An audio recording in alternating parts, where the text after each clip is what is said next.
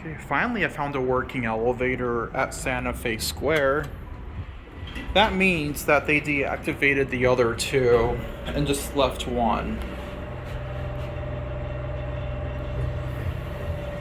This is a 1980s Dover Impulse. Yep, that means the other two are permanently deactivated. I didn't get an epic fail of the second one because there was some sketchy dude sitting by it.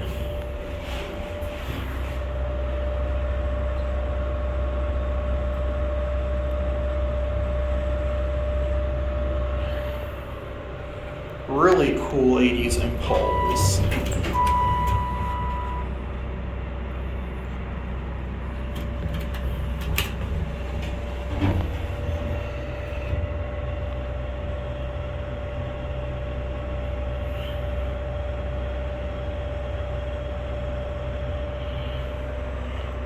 Get off at 2.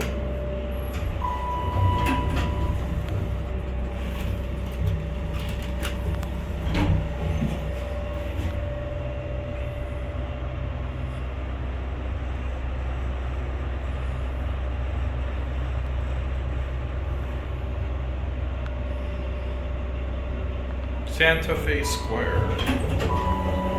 That's where this is at.